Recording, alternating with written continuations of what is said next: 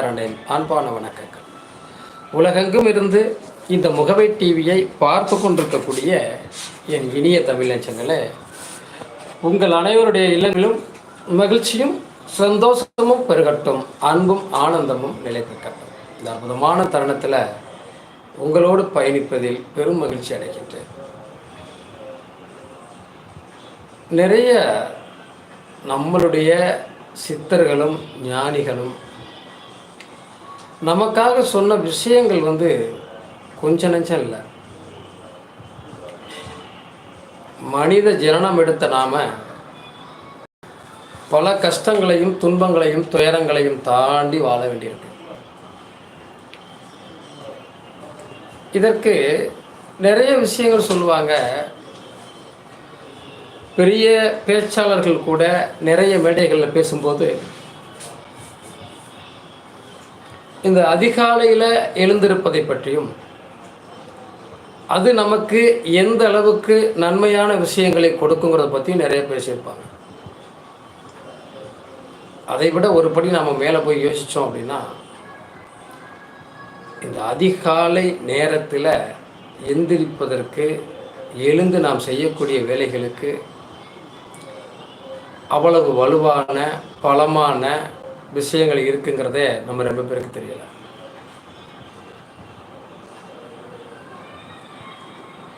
நைட்டில் 12 மணி எழுதி நம்ம சுற்றுறோம்.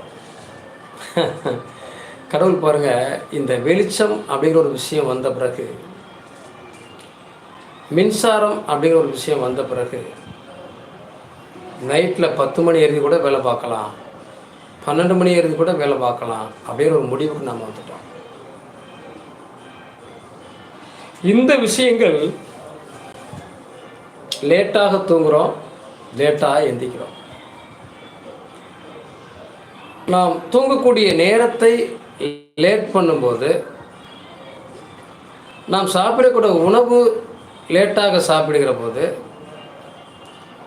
உணவு செரிமானம் ஆவதற்கே லேட் ஆகுது, உடம்பு ரெஸ்ட் எடுக்க லேட் ஆகுது. அப்போ கண்டிப்பாக ரொம்ப லேட்டாக தான் நாம் எந்திரிக்க வேண்டிய சூழ்நிலைக்கு தள்ளப்படுறோம்.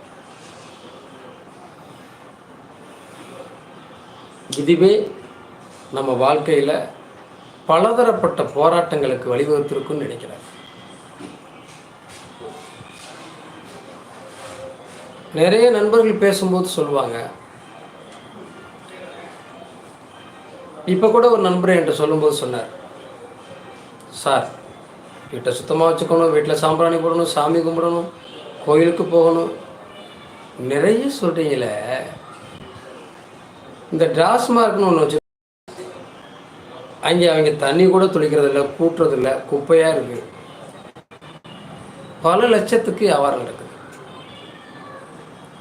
அப்போ அங்கே மட்டும் ஏன் அவ்வளோ பணம் கொட்டுது? நாம் எவ்வளவு சுத்தமாக சுகாதாரமாக வீட்டை வைத்திருந்தாலும் நமக்கு ஏன் நாம் கேட்குற பணம் கிடைப்பதில்லை? ஒரு அருமையான கேள்விகள் எல்லாம் இப்போ இருக்கக்கூடிய நண்பர்கள் கேட்குறாங்க. கண்டிப்பாக அதுக்கும் பதில் சொல்லித்தானே ஆகணும். எப்போதுமே அழுகிப்போன கெட்டுப்போன பழங்களை நோக்கி ஆயிரக்கணக்கான ஈக்கள் மொய்ப்பதுண்டு. நல்ல பழத்தில் ஈ வராது. கெட்டுப்போகிறதுக்கும் கெட்டுப்போன விஷயத்தை தேடியும் ஈ மட்டுமல்ல, மனித சமூகமும் ஓடிட்டு தான் இருக்கு. பின் விளைவுகளை பற்றி கவலைப்படாமல் அதை வச்சு தான் நம்ம சொல்கிறோம்,